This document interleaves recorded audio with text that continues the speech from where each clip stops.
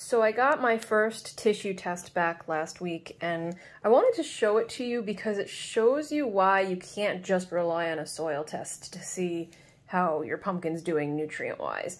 To give you a reminder, a tissue test is I take a sample of one or more of the leaves, I send it off to Western Laboratories in Idaho, and then they check to see what nutrients are actually in the leaf in the plant versus in the soil.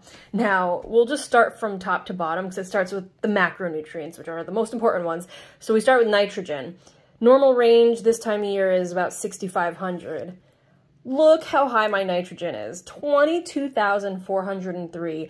I have never, ever had nitrogen that high before, and to be honest, I've never had nitrogen within the sufficiency range. It's always been low, low, low, and I was really aggressive this year, apparently, as you can see, way more aggressive than I should have been, because I feel like every year a lot of my limitation is that my plant doesn't get the nitrogen it needs. But apparently I was way too aggressive, and that's a lesson learned. In terms of nitrogen, you don't really get toxic with nitrogen. Some nutrients like boron, you can actually get toxicity, which can kill the plant. Nitrogen, it more just has like some adverse effects. So it can cause some bloating of the leaves, which I'll show you on my leaves. And it can also make the leaves more susceptible to burning. And it can also make the vine less supple and more prone to snap. So I have to keep an eye out on those things.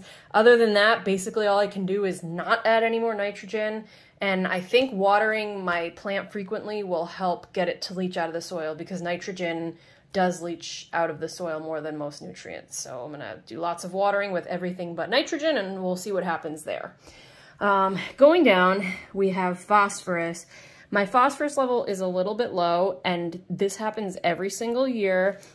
The part that's annoying is if you look at my soil test, and I did do 2 soil tests this year, even though both my patches are right next to each other and I had the same exact thing to all of them. I wanted to make sure they were pretty equal, which they are. And if you look at my phosphorus level, it's 66, which is considered high. Normal is above 25 according to this. And then on my other patch, my phosphorus was 65. So my phosphorus level in the soil is fine, and I even added a little bit more in the spring to get my ratios right, which I'll show in another video. So I have a lot of phosphorus in the soil, but unfortunately with phosphorus, a lot of the phosphorus, like 95% of it, is in a form that the plant can't take up. So that makes things more difficult, and clearly, as we can see in the tissue test, my phosphorus level isn't how it has to be. I'll talk another day on what I'm going to do about this. Potassium, normal level, 7.5 to 12. Mine is through the roof at 21. That's pretty cool, because potassium you need, that's one of the biggest factors you need for growing a big fruit. Basically what that's telling me is I have enough potassium in my soil, my plant is taking it up, I don't even have to add any more potassium. I probably won't have to add any more potassium for the rest of the year, but I'll do a few more tissue tests just to make sure it's taking it in. Sulfur's a little low. I'm gonna deal with that the best I can. One interesting thing is my soil pH is a little high, it's 7.3. I want it to be about 6.8, and in the beginning of the year I did add a bunch of elemental sulfur to get the pH down, but that's not something that happens instantaneously. So I have sulfur in my soil, even though the soil test, I think it was low in the soil test. Oh yeah, sulfate low. I added a bunch in the spring, so that number should be higher on the soil test. Calcium and magnesium are in the ideal range, which is good. Manganese, which I always have a problem with, is in the normal range, which is good. A few of my micronutrients are low. We have zinc, copper, and iron. Now, the interesting thing about that is if you look over here at my soil test, zinc in my soil is 33.6, and the normal range is 1.5 to 3. What else do we got? We got copper, 4.0 in my soil.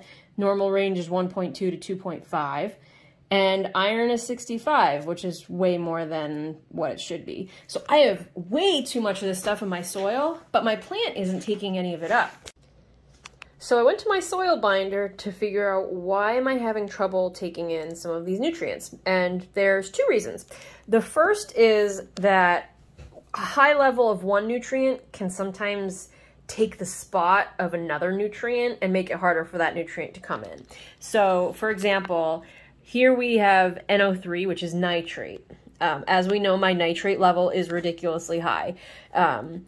What this chart means is that if this is high, it can take up the spot of sulfur, chloride, and phosphorus. And that's interesting because my phosphorus and my sulfur are both low in the plant. So it's possible that all the nitrate in the soil is preventing this, these two from getting taken in. Now, the nitrate can also affect these diagonal guys, which are all the micronutrients that have a positive charge.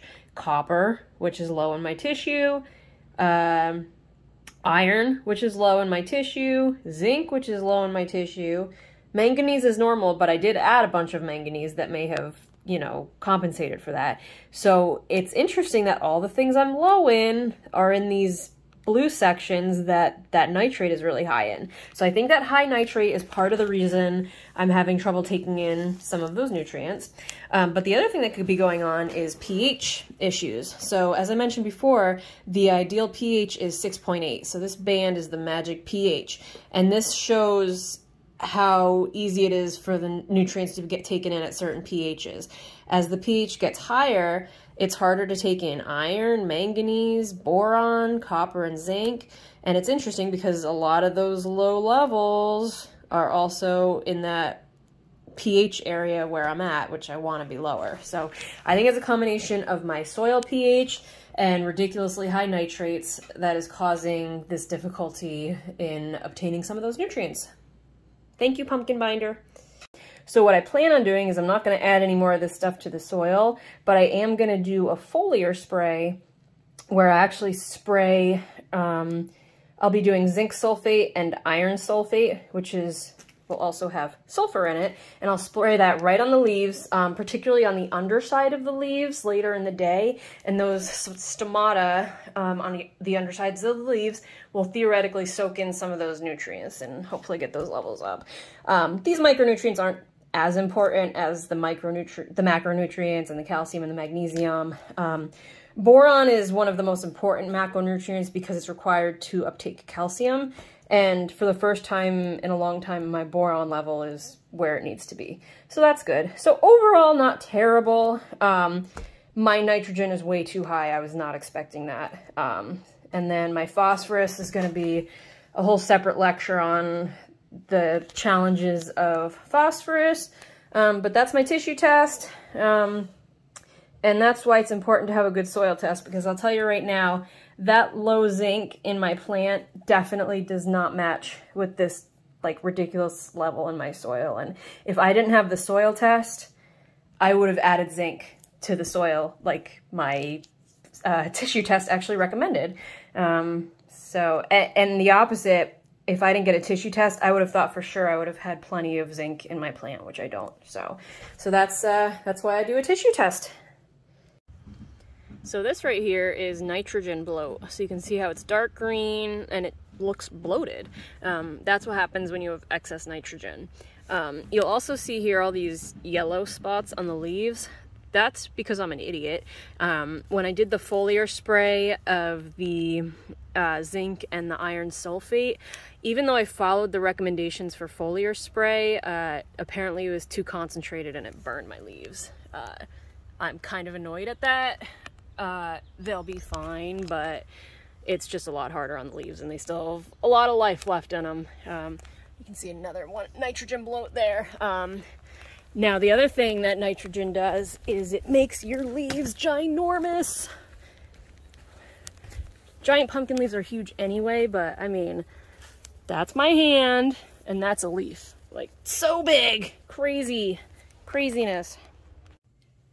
Now you may have noticed that I didn't say anything about doing a foliar spray of copper, and this is why, because I'm a good girl and I read my labels, and you'll see here, avoid application of copper containing products 20 days prior to the application of phosphite and for 10 days after the application of phosphite.